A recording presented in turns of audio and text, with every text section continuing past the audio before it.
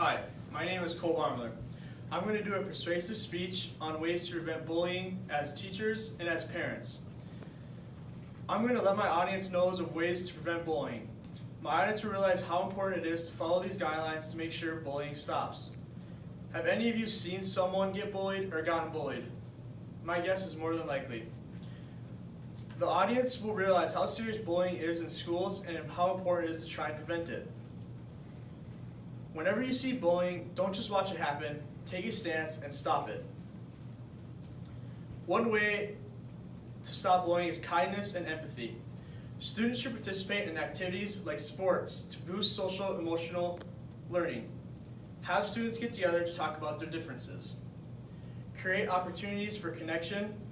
Having a sense of community in your classroom can lower bullying incidents while being connected with one another. When students feel connected with their friends, they can handle bullying a whole lot better. Minimize concentric circles in schools. To stop bullying, it all starts from the teachers to make a stand and give every student the same respect. Focus on building an environment on positiveness, openness, and support. Begin at home. Make sure your children know what respect is and what a healthy relationship is like. Talk to children every day about their day to make sure nothing is bothering them. Learn the warning signs. Many students won't tell anyone that they are being bullied, so always have an eye out for it. Those who are bullied may have changing moods and may not enjoy attending school anymore. Instill healthy habits. Make sure students know that if they have nothing to say to someone, don't say it at all. Also, it is never too early for students to know about cyberbullying. According to the National Center of Education, as of 2016, more than 20% of students reported being bullied. It is a staggering statistic, especially considering the many ways bullying can affect students' well-being. Let's not forget that students doing the bullying, they're at a much higher risk for a whole host of issues that could extend into adulthood, ranging from violent behavior to substance abuse.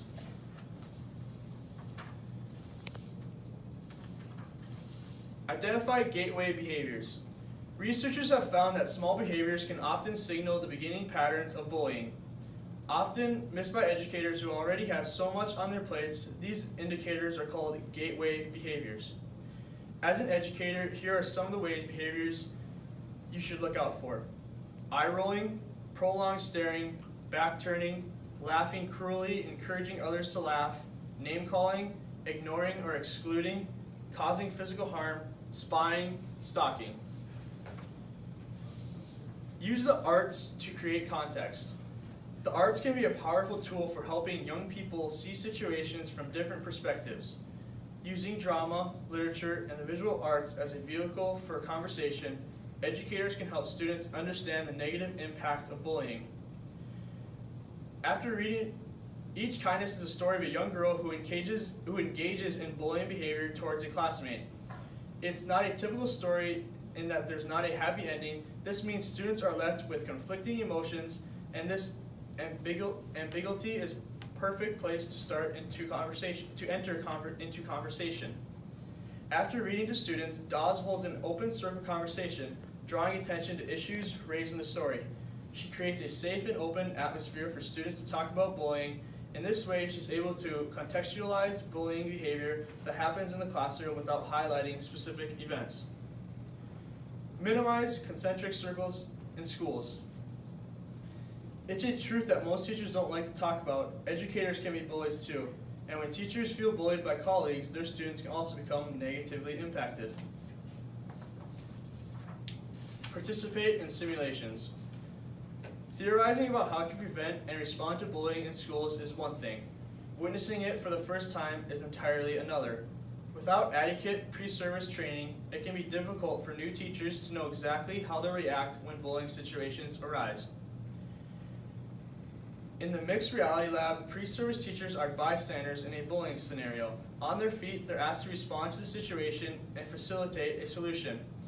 According to Cregan Quincus, participants are often surprised by how difficult the exercise can be.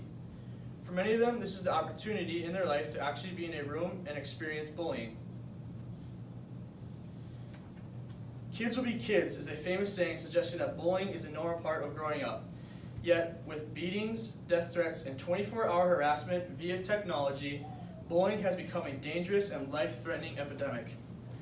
Children just cannot get away from it.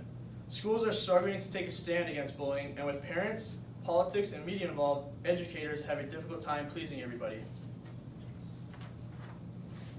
Have a clear definition of bullying. Bullying occurs at all grade levels. An entire school district needs to have the same language within all its schools in order to reduce bullying. To start, the school needs to have a common definition of bullying. Staff should be able to distinguish between teasing and bullying. According to Sweeting and West, teasing is reported more frequently than bullying because teasing is done to irritate or provoke another with persistent distractions or other annoyances. Remove labels. Address behaviors. When teachers and staff call a child a bully or a victim, they place a judgment on that child, which can cause problems in the future for that student. When addressing students' behavior, be non-judgmental.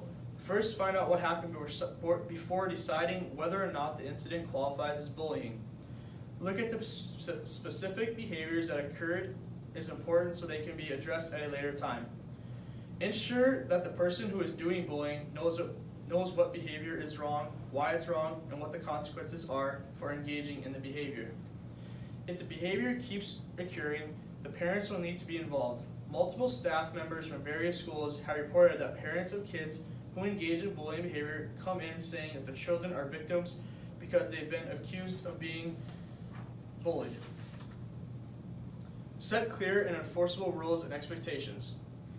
Age-appropriate rules allow a student to know what behavior is expected.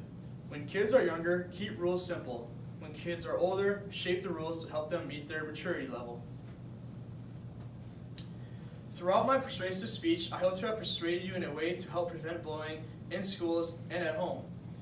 You may have realized how serious this issue is in schools, and now you know how to take a stand for those being bullied. As my history teacher says now, if you have nothing to say, then don't say it at all. Thank you.